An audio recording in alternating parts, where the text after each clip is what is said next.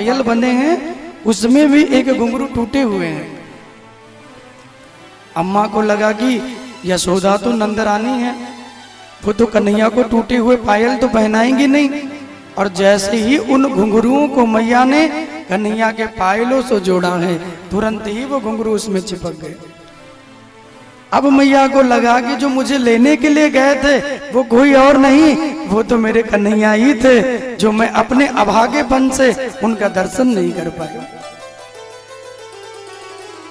मैं कितनी अभागी हूं जो स्वयं प्रभु मुझे लेने के लिए पहुंचे और मैं उनका दर्शन नहीं कर पाई।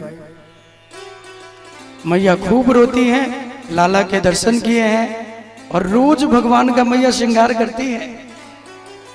साधारण बालक तो है नहीं, रोज मैया खूब श्रृंगार कन्हैया की करती है और देखने वालों की तो भीड़ लगी हुई है। लेकिन जब वसुदेव जी उस कन्या को लेके कंस के कारावास में लौटे और जब कंस को पता चला कि 8वां गर्भ हो गया, तो उस पुत्र को मारने के लिए कंस स्वयं आया और जैसे ही देवकी के हाथों से पुत्र समझ के उस कन्या को छीना और पत्थर की शिला पे पटकना चाहा, तो कंस ने देखा कि ये बेटा नहीं, ये तो बेटी है। कंस को लगा कि आकाशवाणी भी क्या झूठ बोलती है। आकाशवाणी ने कहा कि जो बेटा होगा वो मुझे मारने वाला होगा, और यहां तो 8वां गर्भ पुत्र नहीं, ये तो बेटी हो गई। कंस के मन में सुखदेव जी कहते हैं कि ऐसा भाव आया, कंस विचार करने लगा कि क्यों ना इस कन्या को छोड़ दिया जाए, क्योंकि मुझे तो डर बेटे से है और ये बेटा है नहीं, तो इसको छोड़ दे।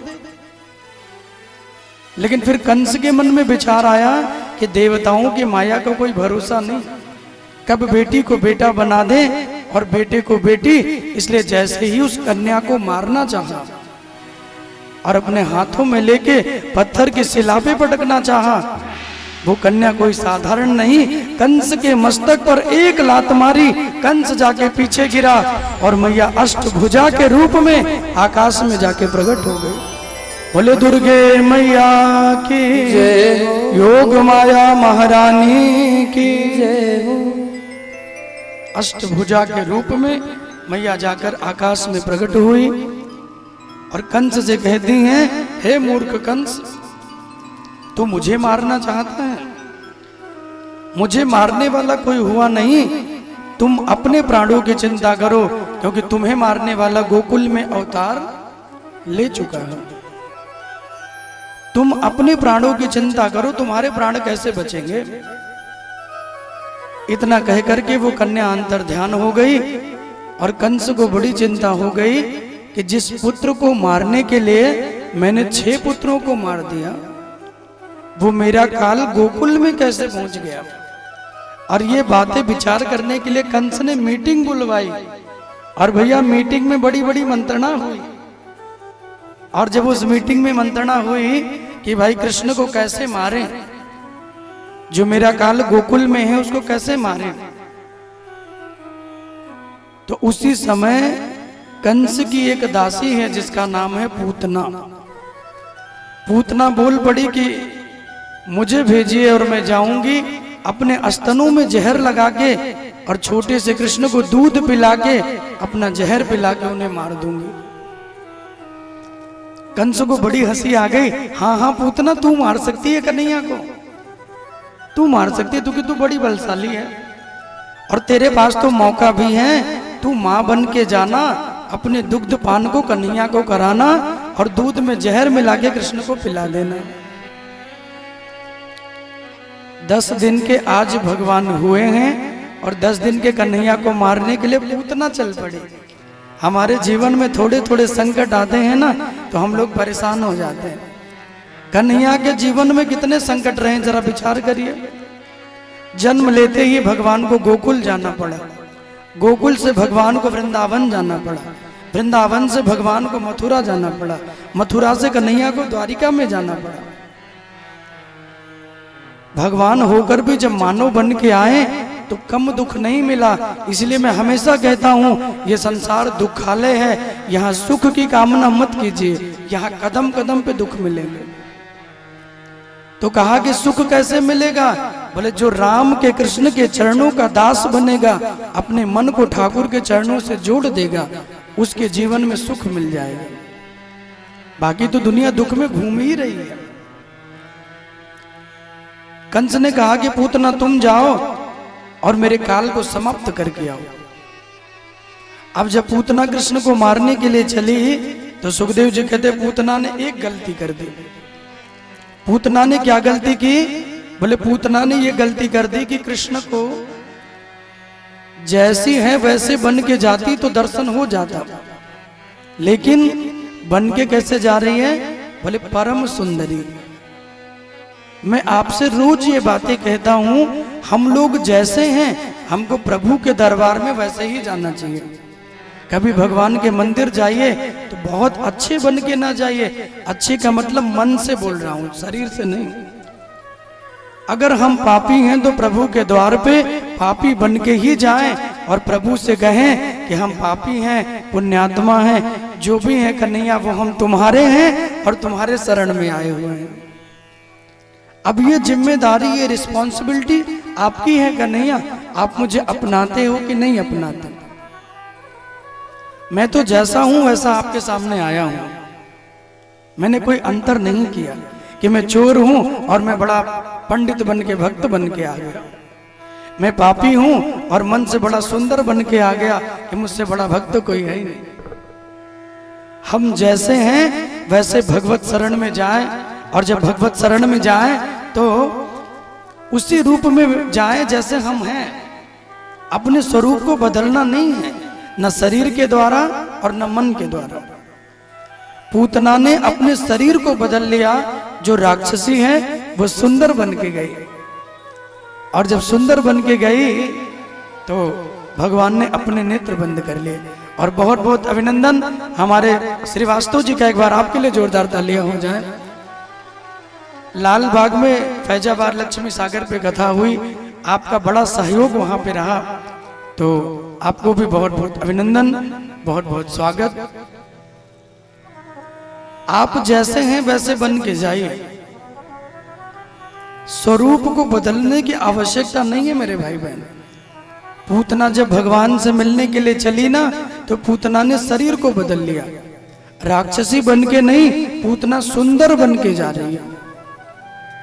गोपी का वेश बनाया, अपने हाथों में कमल के पुष्प को लेके और घुमाती हुई बड़े स्टाइल में चली जा रही है। अच्छा, कई लोग चलते हैं तो उनके चलने का स्टाइल भी अजीब होता है, नहीं?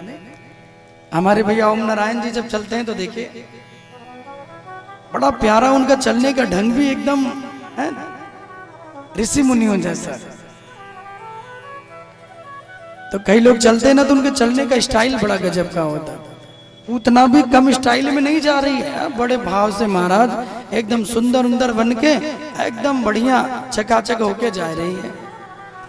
और जैसे ही वो नंद भवन की ओर बढ़ी और जब नंद भवन में पहुंची तो आज रास्ते में पूतना को कोई भी पुत्र नहीं मिला, क्योंकि भगवान को पहचानती तो है नहीं। इसलिए कंस ने कहा था कि 10 दिन के भीतर के जितने बालक मिलेंगे उनको मार के आना, 10 दिन के भीतर के जितने होंगे उनको समाप्त कर देना। बोला ठीक है। और जब पूतना नंद बाबा के महलों की ओर बढ़ी, कोई पुत्र नहीं मिला, क्योंकि कन्हैया जानते हैं, भगवान कहते आओ मौसी तुम डायरेक्ट मेरे ही पास आओ, तुमको और किसी से मिलने की जरूरत नहीं है, आ जाओ हम ही से मिल लो और हम ही तुम्हारा कल्याण कर दें, और किसी से मत मिलो। इसलिए भगवान ने जितने बालक हैं उन बालकों को गायब कर दिया। अच्छा, ब्रजवासी ना बड़े भोले होते हैं। ब्रजवासियों ने पूतना को देखा इतनी सुंदर, तो एक ब्रजवासी ने कहा अरे देवी कवन गांव ते आई देवी, और का तुम्हारो नाम है, किस गांव से आई हो, का तुम्हारो नाम है, और हमारे गोकुल में क्यों आई हो? पूतना ने कहा कि गोकुल में आने का कारण तो बहुत है, लेकिन बोल नहीं सकती, चूंकि माया बना के आई है। इसलिए पूतना बोली नहीं। तो व्रजवासियों ने कहा अरे अगर तुम्हारो बयान नाय भयो तो मेरो छोरा कुंवारो बैठो है, तुम कहो तो अभी पंडित जी को बुला के लगन निकलवा दूं। हमारे छोरा भी बड़ो प्यारो है और तुम दोनों का एकदम जोड़ी भी बढ़िया मिल रही है, तो तुम कहो तो दोनों का ब्याह करवा दूं। पूतना ने कहा अरे राम राम, हम क्या करने के लिए आए हैं और ये ब्रजवासी हमारो ब्याह करवा रहे हैं, बताओ। पूतना ने कहा प्रकट हो जाऊंगी अपने रूप में तो भाग जाओगे, ब्याह नहीं करवाओगे। फिर सुंदर चीजों के प्रति दुनिया का आकर्षण बहुत होता है मेरे भाई बहन, और जिस चीज के प्रति तुम्हारा आकर्षण बहुत जल्दी हो उस वस्तु को सोच विचार के लेना चाहिए। जल्दी आकर्षित करने वाली वस्तु जरूरी नहीं कि वो अच्छी हो, सोच विचार लीजिए अच्छे से। पूतना डायरेक्ट प्रभु के पास पहुंची। भगवान तो पूतना का इंतजार ही कर रहे थे और मैया यशोदा ने देखा, पूछा कि अरे कौन हो और कहां से आई हो। गोपी बनी पूतना ने कहा अरे यशोदा जी हम तुम्हारो बहन हैं। यशोदा जी ने कहा कि मेरी बहन, मैं तो अपनी माता जी की अकेली हूं, माई न जाई, मेरी बहन कहां से आई। मेरी माँ से तो मैं अकेली हूं, तुम कहां से आ गई। तो कहा कि नहीं नहीं, तुम मेरे मामा की बेटी हो और मैं तुम्हारे फूफा की बेटी हूं, हम दोनों रिश्ते में बहन लगते हैं। यशोदा जी ने कहा अच्छा अच्छा, लेकिन हम दोनों कभी मिले क्यों नहीं, मेरे ब्याह में क्यों नहीं आई। तो पूतना ने कहा अरे बहना, जिस दिन तुम्हारो ब्याह भयो वही दिन हमारो गौना चले गयो। इधर तुम्हारो ब्याह बह रहे हो तो वारी मेरी डोली चली गई, इसलिए बहन कभी मिलने का अवसर नहीं मिला। यशोदा जी ने कहा अच्छा चलो ये सब छोड़ो, एक काम करो, लो कन्हैया को तुम झूला झूलाओ और मैं तुम्हारे लिए जलपान की व्यवस्था करती हूँ। पूतना जब भगवान के उस झूले की डोर को पकड़ती है ना, और झूले की डोर को पकड़ के जब कन्हैया को देखती हैं, तो पूतना ने तो भगवान को देखा, लेकिन श्री ठाकुर जी ने अपने दोनों नेत्रों को बंद कर लिया। और जब भगवान ने अपने दोनों नेत्र बंद किए, गुरुदेव भगवान कहते हैं कि परीक्षित, जो माया करके आता है, जो कपट लेके आता है, जिसके मन में प्रभु के लिए प्रेम नहीं है, ऊपरी दिखावा करके जो प्रभु से प्रेम करता है, उसको कभी भगवान देखते नहीं है। पूतना अगर भगवान से मिलने की इच्छा लेकर राक्षसी का वेश बना के आती तो शायद भगवान अपना दर्शन देते, लेकिन पूतना गोपी बन के आई, अपने स्वरूप को बदल लिया। और भगवान ने कहा